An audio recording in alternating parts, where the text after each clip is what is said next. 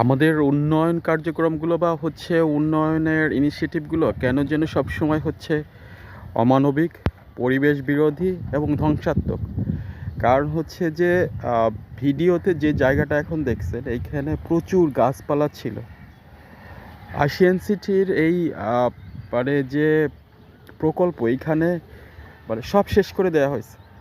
চারদিকে কৃত্রিম প্রাণহীন আপনার পরিবেশ, ইটকাঠ সব কিছু ভরাট করা হয়েছে ধুলাবালি। এইখানে প্রচুর গাছপালা ছিল, এই যে যতটুকু দেখতে পাচ্ছেন খুবই ভালো একটা পরিবেশ ছিল।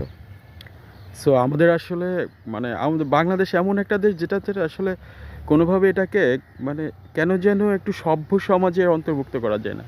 জঘন্য এখানকার পলিসি, জঘন্য এখানকার মানুষ, কেউ আইনের তোয়াক্কা করে না এবং পরিবেশ পুরাটা ধ্বংস করে যেন সবসময় যেন আমাদের উন্নয়ন কার্যক্রমগুলো হয়। আমাদের সরকার থেকে শুরু করে একদম সিসকে চোর বা গলির একজন সাধারণ মানুষও এই একই কাজ করে।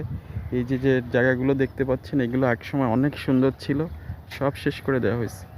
অ্যান্ড এই ঢাকা শহরের যেভাবে পরিবেশ নিধন করা হয় এটা মনে হয় পৃথিবীর আর কোনো দেশে ক্যাপিটাল সিটিতে বা মেগা শহরে এরকমের হয় না আর কি।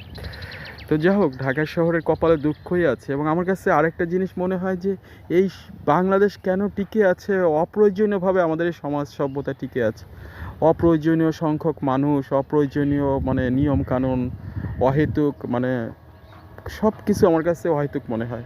আমি জানি না এই দেশ মানে এত মানুষ নিয়ে কীভাবে সারভাইভ করবে আগামীতে। আর সবথেকে খারাপ যে এখানকার এই যে মানুষগুলো যারা নিয়মকানুন আইনের তোয়াক্কা করে না, তাদেরকে নিয়ে কীভাবে সারভাইভ করবে আল্লাহই জানে।